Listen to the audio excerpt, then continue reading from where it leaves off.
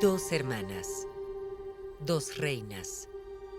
A primera vista, las hijas de Enrique VIII no podrían ser más diferentes. La relación entre Elizabeth y María es muy difícil de leer. Para empezar, hay una enorme diferencia de edad. La infancia de María estuvo impregnada de la Iglesia Católica. Todo en su vida giraba en torno a la religión. Elizabeth tuvo una educación protestante, por lo que María parecía tal vez un poco anticuada, por completo opuesta a ella en cuestiones de religión. La sociedad de los Tudor en la época de su gobierno no estaba preparada para aceptar a una mujer soberana. Inglaterra es una sociedad patriarcal. Se cree que las mujeres se rigen por sus emociones más que por la razón. Son en gran medida el sexo débil. Se creía que eran incapaces de gobernar con tanta eficacia como los hombres. El reinado de una fue corto, el de la otra largo. Una era católica, la otra protestante. Una estaba aliada con España. El mayor triunfo de la otra fue desafiarla. No hay duda de que Elizabeth consiguió aprender de los errores de María y tomar su ejemplo. La decisión de Elizabeth de no casarse es una decisión pragmática y calculada. Ya había visto lo mal que le podría salir con María. Es el tipo de reina que hizo cambio antes de que se inventara el cambio. Y una de las cosas en las que tuvo tanto éxito es en borrar el legado de María. Mucha gente olvida el hecho de que en realidad María fue la primera reina de Inglaterra coronada. Una fue apodada como María la Sangrienta, la otra fue celebrada como la Reina Virgen. Pero es más lo que une a estas hermanastras de lo que muchos creen. María y Elizabeth, una historia de dos hermanas.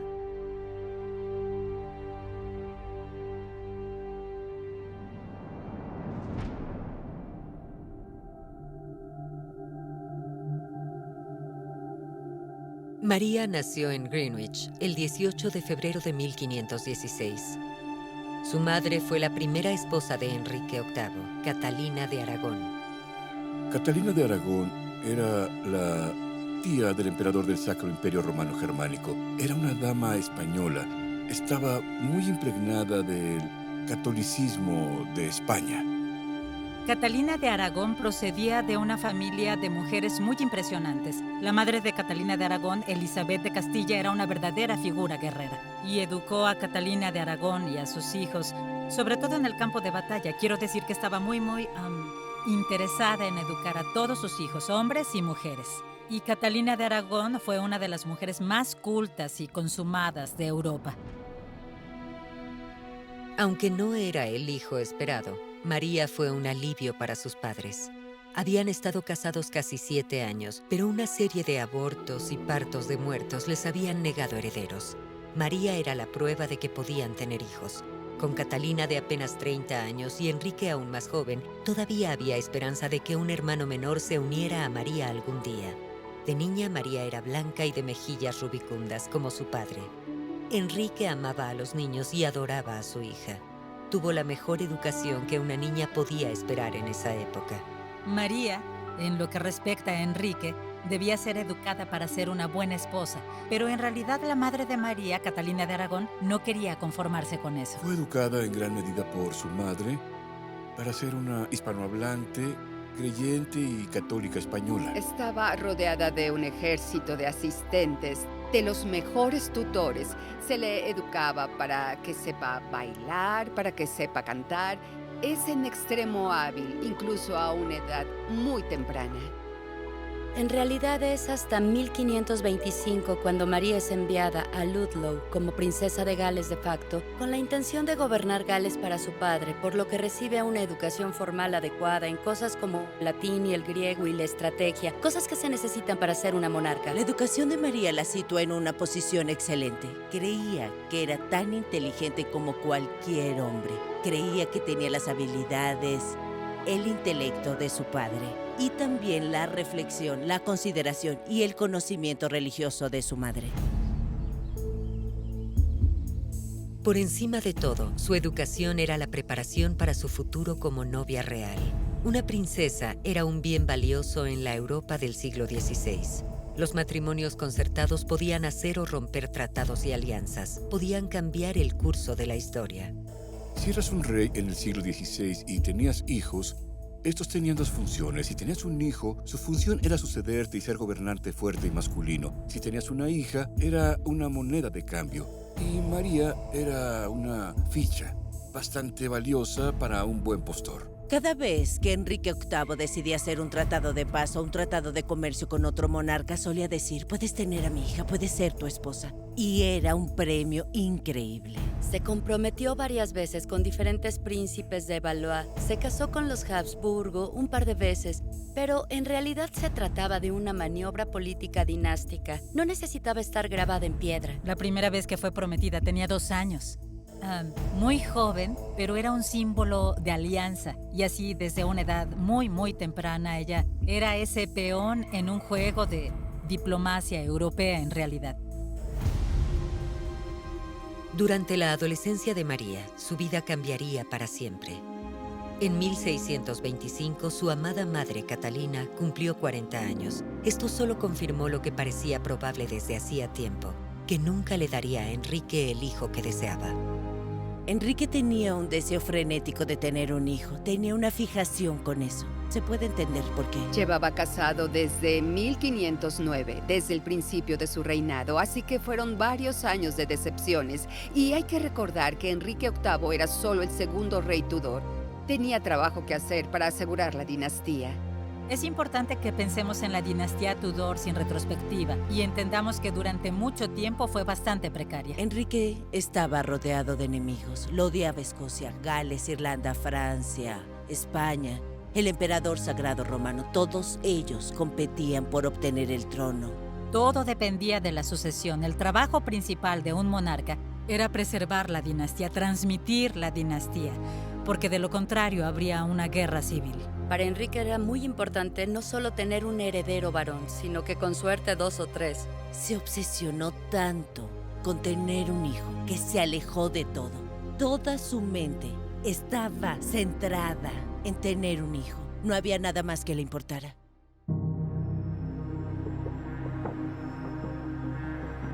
El afecto de Enrique abandonó a la madre de María. Se había obsesionado con una de las damas de compañía de la reina, Ana Bolena. El rey había tenido amantes antes, pero nunca así. Enrique se enamoró por completo de Ana. Estaba convencido de que le daría un hijo. Tenía que casarse con ella. Catalina tenía que irse. Catalina y Enrique habían tenido un matrimonio muy feliz durante 20 años, pero una vez que ella superó la edad fértil, su matrimonio en realidad se desmoronó. Enrique se obsesionó con la idea de que estaba maldito y culpó al hecho de que Catalina había estado casada con su hermano, que había muerto antes de casarse con Enrique. Enrique decidió que este versículo en particular del libro del Levítico significaba que su matrimonio era incesto y que por lo tanto se le debía permitir declarar que el matrimonio era nulo. No tuvo lugar. Hubo tremendas discusiones al respecto entre los diversos eclesiásticos involucrados. Catalina se negó a cooperar y el Papa no estaba dispuesto a conceder la anulación. El proceso se prolongó durante casi una década. La adolescente princesa María quedó atrapada en medio. Enrique decidió acabar con la resistencia de Catalina. En mayo de 1531 prohibió a María ver a su madre. El rey decretó que solo podían verse si ambas declaraban su apoyo a la anulación. Fue algo cruel que Enrique impuso a una hija a la que antes adoraba. Y no surtió efecto. Catalina seguía sin doblegarse. Esto le rompió el corazón a María. Ella tuvo una adolescencia muy difícil, a menudo estaba enferma, sufría de depresión. Así que el hecho era que su padre estaba tratando de declararla legítima. Estaba tratando de divorciarse de su madre y en realidad quería empujarla fuera de la línea del trono. Así que nadie podía haber sido peor para María. En realidad solo estaba formando a la mujer en que se convirtió. Fue una profunda humillación, pero también fue muy impactante para estas dos católicas españolas, Catalina y María. Ver la salida que Enrique eligió. Se puso del lado del floreciente movimiento del protestantismo algo que siempre había odiado y denunciado. Tan decidido estaba el rey a asegurar su anulación, que el antes devoto católico Enrique rompió con la Iglesia romana. Se declaró jefe supremo de la Iglesia en Inglaterra. El nuevo arzobispo de Canterbury, Thomas Cranmer, no tardó en concederle la anulación. En enero de 1533, Enrique se casó con Ana Bolena. Ella ya estaba embarazada. Ese verano fue coronada reina de Inglaterra en una fastuosa coronación. Pocas semanas después, Ana entró en proceso de parto. El 7 de septiembre dio a luz, no al hijo que había prometido a Enrique, sino a una hija, Elizabeth. A pesar de esta decepción, Elizabeth fue un deleite para sus padres. Era la prueba para la corte, para Inglaterra y para toda Europa de que Ana era fértil y de que la semilla de Enrique era fuerte, y seguro no tardaría en nacer un hijo para la pareja. La llegada de una hermanastra no era motivo de celebración para María, sino que anunciaba una nueva fase en su humillación. El 7 de septiembre de 1533 nació en el Palacio de Greenwich la segunda hija de Enrique VIII, que recibió el nombre de Elizabeth en honor a la madre del rey y fue declarada alta y poderosa princesa de Inglaterra. Pero el nacimiento supuso un descenso y una humillación para la hermanastra de Elizabeth, María, de 17 años. María era ahora una hija ilegítima y olvidada. Enrique ordenó retirar toda clase de insignias de honor a María y a su casa. Perdió su estatus, perdió su propia libertad, le quitaron todos los adornos y reconocimiento de princesa. María no solo fue desplazada, no solo fue despojada del título de princesa de Gales, sino que fue humillada por su padre. La hicieron ir a trabajar como dama de honor en la corte de su hermana menor. Elizabeth era una princesa, Elizabeth era la heredera, Elizabeth era la que tenía la maravillosa corte. Y de hecho, utilizaron a María como la dama de compañía de Elizabeth cada vez más. Había una presión implacable sobre la adolescente para que admitiera que era ilegítima, para que reconociera a Ana como reina y a Elizabeth como heredera. Era una época miserable para María, y las cosas estaban a punto de empeorar. El 7 de enero de 1536, su madre, Catalina, murió en el castillo de Kimbleton, en Huntingdonshire. Sus partidarios sospecharon que se trataba de un asesinato. Los rumores de envenenamiento se extendieron por todo el país, pero Catalina llevaba tiempo enferma. Hasta el final, se negó a reconocer el nuevo matrimonio de Enrique. Catalina siempre insistió en que era la verdadera reina de Inglaterra. El rey también había cumplido su palabra. Madre e hija nunca se reunieron. Y la crueldad de Enrique hacia María no cesó con la muerte de su madre. También le negó el permiso para asistir al funeral de Catalina. Fue un acto de increíble crueldad por parte de su padre, pero era un hombre que esperaba una sumisión absoluta y no le importaba cómo conseguirla. Cuando murió Catalina de Aragón, María se convirtió en la principal figura de la vieja religión, como se le llamaba, y así mientras se mantuviera al margen y se negara a reconocer el nuevo matrimonio de su padre, los católicos tradicionales tendrían una defensora. De obligar a María a someterse a Enrique, esa imagen rebelde que representaba a María podría haber sido neutralizada. En la corte, el rey y la reina celebraron la muerte de Catalina. La niña Elizabeth fue paseada con orgullo en público, pero el triunfo de Ana duró poco. En pocos meses cayó en desgracia y del poder. Acusada de adulterio, incesto y traición, Ana Bolena fue ejecutada en la Torre de Londres el 19 de mayo de 1536. Ana Bolena cayó porque no pudo darle un hijo a Enrique. Y cada vez más Enrique se cansaba de ella. Todo lo que había encontrado bastante atractivo en ella como amante no lo encontraba como esposa. Después de haber hecho todo lo posible para anular y luego disolver por la fuerza el matrimonio entre Catalina de Aragón y él y establecer la Iglesia de Inglaterra, pronto se desenamoró de Ana Bolena. Ana es acusada de adulterio con su músico Mark Smeaton y con varios nobles de la corte, incluido su hermano, y todos son enviados a la torre. Enrique, que en ese momento buscaba una salida y fue maniobrado por las facciones de la corte, termina aceptando esos cargos y por supuesto Ana Bolena es ejecutada. Enrique ya estaba enamorado de la que sería su tercera esposa, Jane Seymour. Se casaron pocos días después de la ejecución de Ana Bolena. Fue en ese momento cuando María al fin cedió. Todavía de luto por su madre, estaba desesperada por recuperar el amor de su padre y tenía miedo de lo que pudiera hacerle. Reconoció a Enrique como cabeza de la Iglesia de Inglaterra y reconoció que era hija ilegítima de un incesto. María lo lamentó durante el resto de su vida. La recompensa por su sacrificio fue escasa. Se le permitió volver a la corte, pero la nueva acta de sucesión no restituyó a María como heredera, sino que despojó a la hermanastra de María de sus títulos y su estatus, y convirtió a cualquier hijo de la nueva reina Jane Seymour en el siguiente en la línea de sucesión al trono. Ese niño llegó en otoño de 1537. Enrique consiguió por fin lo que tanto había anhelado, un hijo, Eduardo.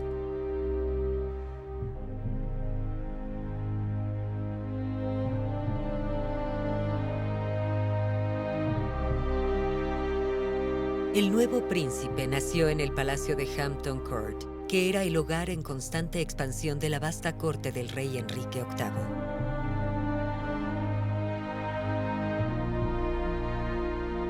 Estaba encantado, estaba emocionado, todo había sido reivindicado. Y las dos hermanas, bueno, ya ni las recordaba.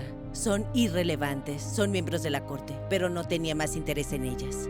Toda la corte estaba sobre Eduardo. El nacimiento de Eduardo fue en realidad una de las mejores cosas que les pasó a Elizabeth y María porque les quitó la presión.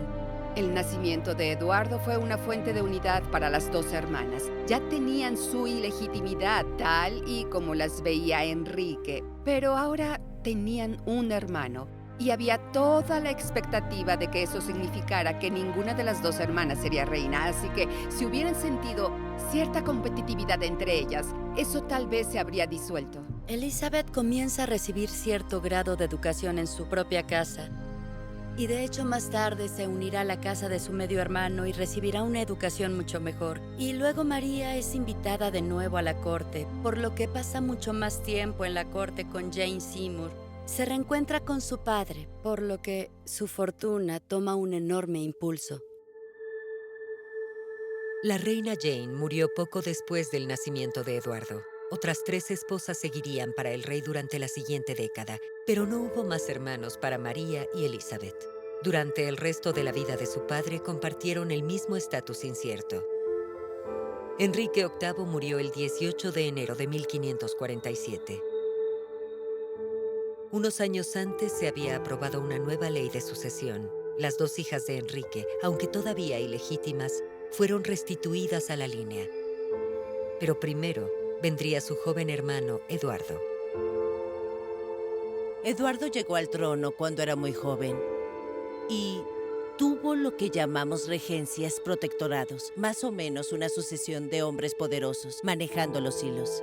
Estaban impulsando el país de una manera muy protestante, pero también el propio Eduardo era un protestante muy entusiasta y mucho de lo que sucedió durante su reinado fueron decisiones suyas. Fue descrito como un niño lujurioso, bien alimentado. Solo hay que mirar los primeros retratos de él para ver que estaba prosperando. Era muy deportista, era buen jinete, un buen atleta. Aspiraba, como lo había hecho su padre, a luchar en torneos. No hay pruebas para suponer que fuera un debilucho en ningún sentido. Los historiadores han identificado cada vez más que a pesar de que Eduardo era todavía un niño rey, poco a poco se fue convirtiendo en alguien más interesado y capaz y con ganas de afirmarse, por lo que el rey sigue siendo una figura importante a pesar de ser un niño. El reinado de Eduardo VI sería una época difícil para las 2 hermanas. La adolescente Elizabeth fue colocada en la casa de la última esposa de Enrique, Catalina Parr. Allí se cree que fue abusada sexualmente por el nuevo marido de Parr, Thomas Seymour. María, por su parte, se enfrentó al gobierno de su hermano por sus reformas religiosas. Rechazó los nuevos libros de oración ingleses. En su casa se mantuvieron las tradiciones de la antigua religión.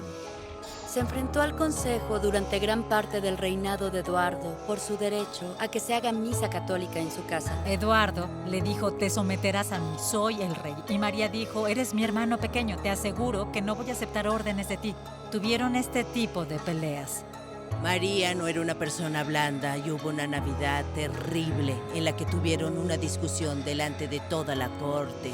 Y ambos rompieron a llorar por la religión, por el hecho de que María no creía, pensaba que lo que él creía estaba mal y él pensaba que lo que ella hacía en la misa católica estaba mal. No había manera de encontrar un punto medio entre ellos. El reinado de Eduardo VI sería corto. A principios de 1553 cayó enfermo. El 6 de julio de ese año, el rey de 15 años murió.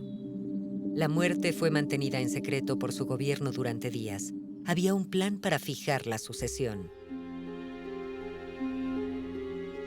Eduardo era más que consciente de que María estaba esperando su muerte y tenía toda la intención de restaurar el catolicismo, así que todo el trabajo que se había hecho en establecer la iglesia protestante iba a ser deshecho. Eduardo no tenía tiempo de ir al parlamento, estaba demasiado enfermo. Así que, en el mes de abril anterior a su muerte, escribe el dispositivo para la sucesión que excluye a sus dos hermanas, María y Elizabeth, de la línea de sucesión. Cambió la sucesión para asegurar que su prima hermana, Lady Jane Grey, que por casualidad estaba casada con el hijo de su protector, el gran y poderoso Northumberland, quien era una chica de la que nadie había oído hablar y que él pensó que aseguraría la sucesión.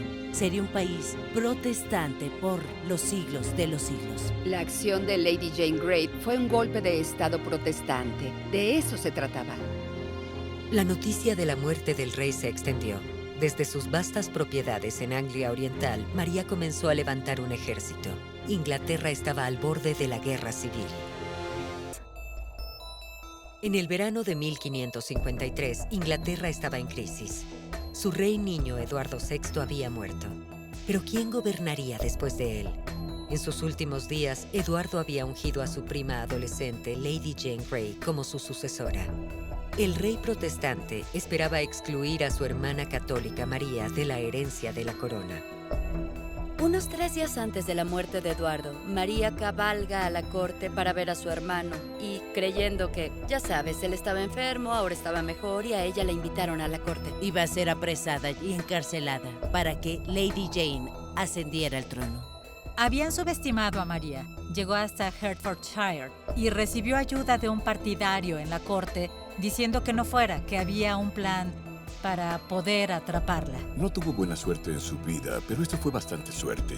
Uno de sus partidarios cabalgó a través de la noche y llegó hasta ella y le dijo que era la reina de Inglaterra. Se dio la vuelta, cabalgó con todos sus partidarios hacia Anglia Oriental y comenzó a reunir a sus tropas. Era una zona en la que María había tenido extensas propiedades, por lo que podía contar con un gran apoyo. Ella pensó que esta era su oportunidad. Su fe la había protegido durante toda su vida para ocupar su lugar en el trono y restaurar el catolicismo, así que esta era, en definitiva, su misión divina. María estaba por completo decidida y preparada para luchar por su trono si era necesario. Y ahí fue donde entra esta actitud Tudor, testaruda y obstinada.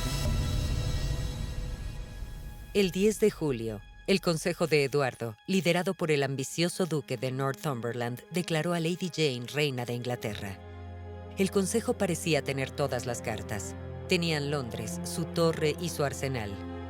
Northumberland se dispuso a reunir fuerzas para apresar a las hermanas de Eduardo, María y Elizabeth. En el momento en que se fue, toda la gente empezó a decir, es en verdad una buena idea. El consejo privado entró en pánico. Cuando es proclamada reina, hay un silencio sepulcral en todo Londres. Es una experiencia espeluznante que nadie aclama a la reina Jane. La vieron como lo que era, una usurpadora, aunque involuntaria. Querían que la hija de Enrique VIII fuera reina. El pueblo quería que la persona correcta fuera reina. Y esa era María. No habría guerra civil, ni conflicto armado alguno. Mientras la asustada Jane esperaba en la Torre de Londres, la gente de todo el país declaró su lealtad a María en su lugar. Incluso el propio Northumberland se vio pronto obligado a afrontar lo inevitable. 6 días después de salir de Londres para arrestar a María, la reconoció como reina. De inmediato, María marchó hacia Londres para iniciar su reinado. Su hermana Elizabeth quedó en una situación precaria. Era la heredera de María. Podía ser una aliada o una amenaza. A principios de agosto, Elizabeth se reunió con su hermana en las afueras de Londres. La acompañaban 1000 jinetes. Sus caballeros deslumbraban con la librea verde y blanca de los Tudor. Era una declaración de apoyo a María, pero también un recordatorio del propio estatus y poder de Elizabeth. Juntas, las dos hermanas cabalgaron hacia Londres. Londres había estado esperando, había barrido las calles, había cubierto los edificios con tapices, y María entró con todo el aspecto de una reina. Estaba vestida toda de púrpura, colores reales, regios. Estaba engalanada con joyas y perlas. En verdad, se presentó de la manera más espectacular, para que la gente entendiera de inmediato que era el centro de atención.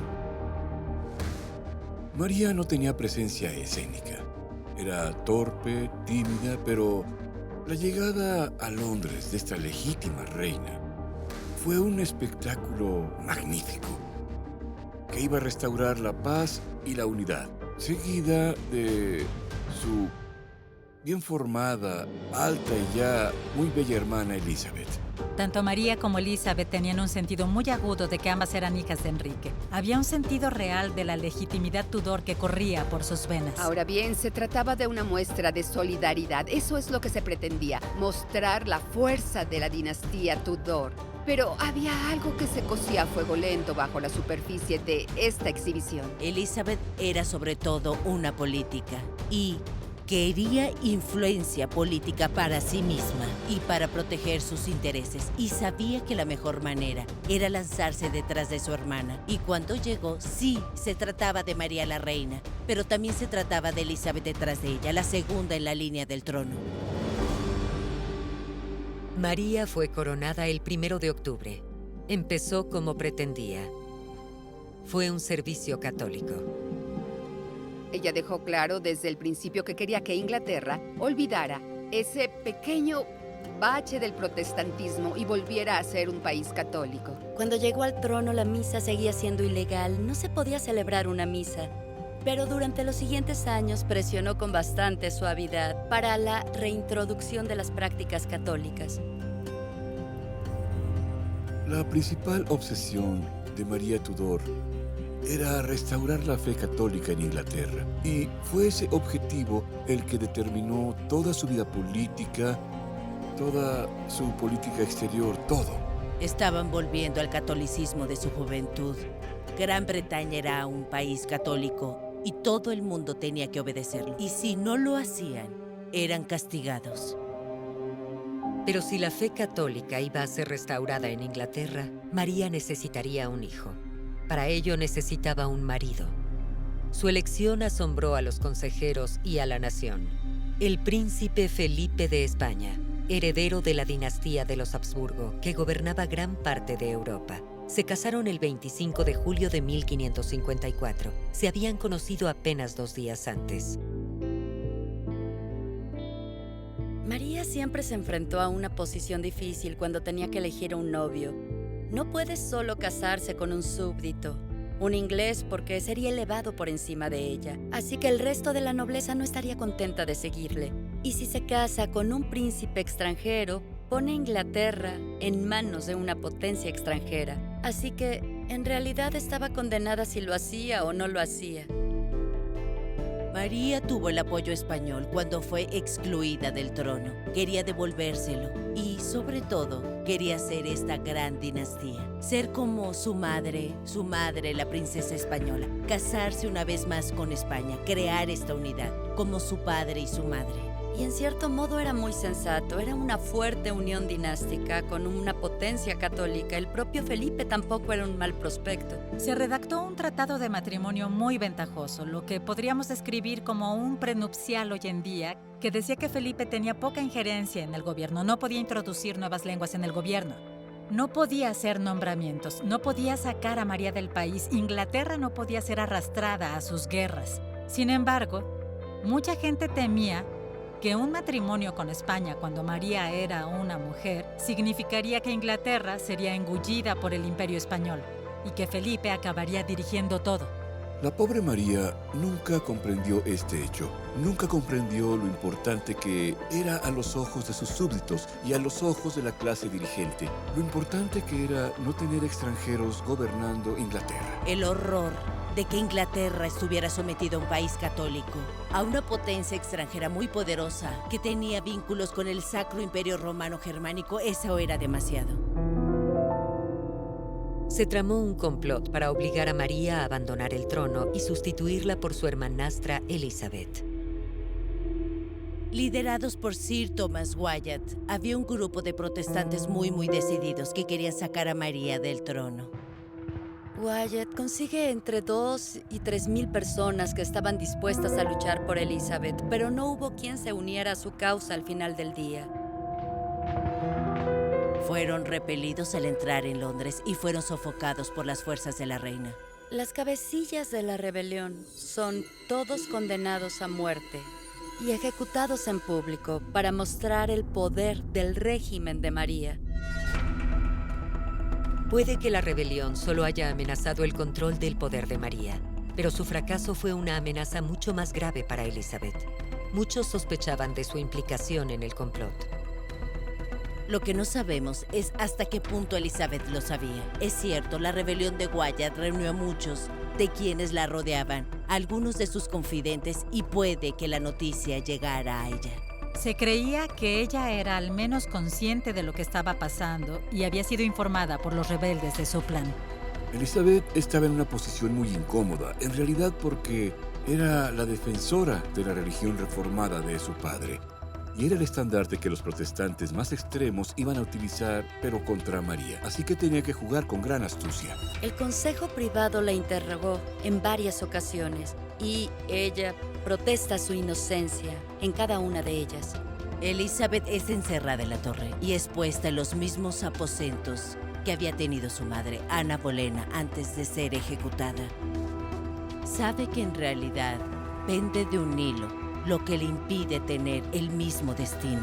Los asesores de María hicieron redactar una orden de ejecución de Elizabeth y se dice que María estuvo a punto de firmarla. Su mano estaba sobre la orden cuando recuperó la conciencia. María perdonó a su hermana. Tal vez se sintió conmovida por la carta que Elizabeth envió suplicando clemencia. O tal vez María no quiso inflamar más las divisiones en el país, ordenando su ejecución.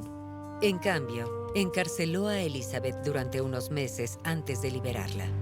Después de todo, María tenía otros asuntos urgentes que atender.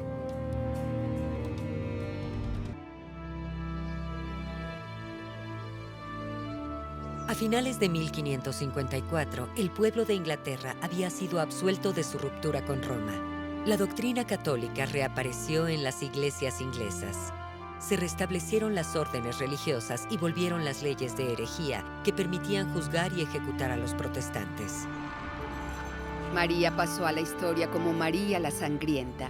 Envió a muchos cientos de protestantes a las llamas, pero fue más brutal que sus predecesores. Yo no lo creo. El siglo XVI no destaca por monarcas bondadosos. María no es la única que ha matado a gente por su fe religiosa. Lo que fue notable en el reinado de María es la ferocidad de las quemas. El período de persecución fue pequeño.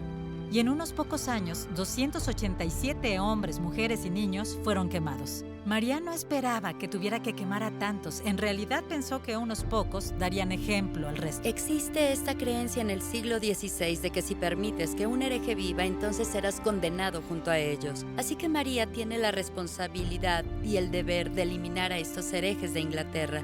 No se considera sed de sangre, se considera una necesidad.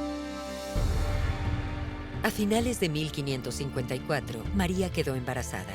La primavera siguiente convocó a Elizabeth a la corte para que pudiera presenciar el nacimiento.